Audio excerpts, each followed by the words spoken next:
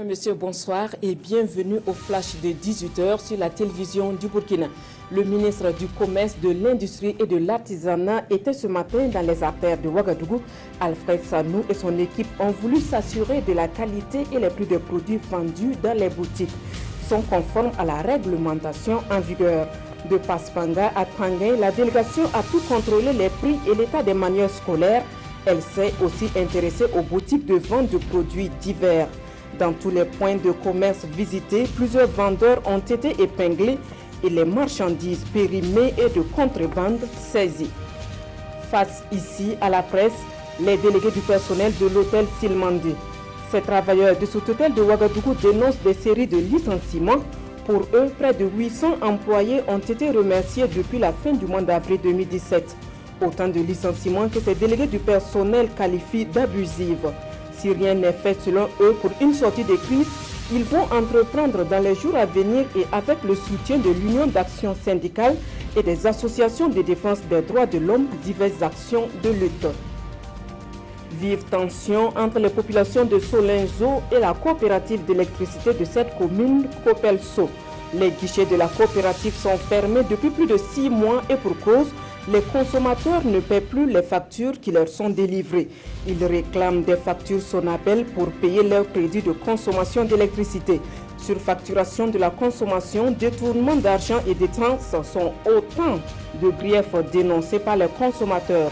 La coopérative d'électricité de Solinzo, elle, nie les faits et soutient que l'affaire se trouve entre les mains de la justice. Les Burkinabés vont devoir changer leur permis de conduire, leur carte grise, les plaques de leur moto et leurs véhicules et plus encore. Le projet de réimmatriculation lancé par le gouvernement depuis bientôt 2 ans devra débuter d'ici la fin de l'année. D'un coût global de plus de 15 milliards de francs CFA, ce projet doit en principe contribuer à lutter contre la fraude dans le domaine du transport et juguler les accidents de la circulation. Combien le citoyen va devoir payer pour acquérir ces nouveaux documents? Rien n'est fixé pour le moment, mais les prix seront étudiés, rassure le ministère des Transports.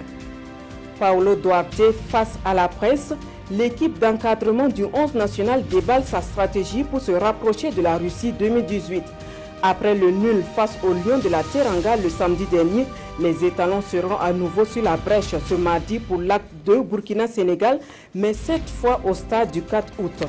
Charles Kaboré ne jouera pas le match de demain pour cumul de cartons, un leader qui va manquer à l'équipe selon le sélectionneur national. Le Sénégal reste un redoutable adversaire, mais pour arracher la victoire contre ce pays, les étalons vont miser sur la récupération des balles, ajoute Paulo Duarte. Hors de chez nous, les États-Unis d'Amérique mettent Pyongyang en garde suite à son nouvel essai nucléaire. Le secrétaire américain à la défense promet une réponse militaire massive en cas de menace de la Corée du Sud. James Mattis affirme que l'Amérique a les moyens pour défendre ses alliés et que les États-Unis pourraient même anéantir la Corée du Nord si elle le voulait.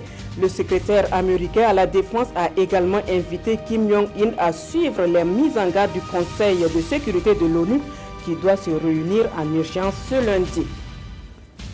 Et puis cette information pour terminer, une dizaine d'hommes armés ont fait irruption tôt ce matin dans le village de Karfouji, dans la commune rurale de Nassombo, près de la frontière malienne. Ils ont tiré en l'air avant d'enlever 2 personnes de la même famille. Il s'agirait de 2 fils d'un homme influent de la localité. Voilà qui met fin à ce flash de 18h. Merci à vous qui l'avez suivi. Christine Koulibaly vous retrouve à 19h pour d'autres informations.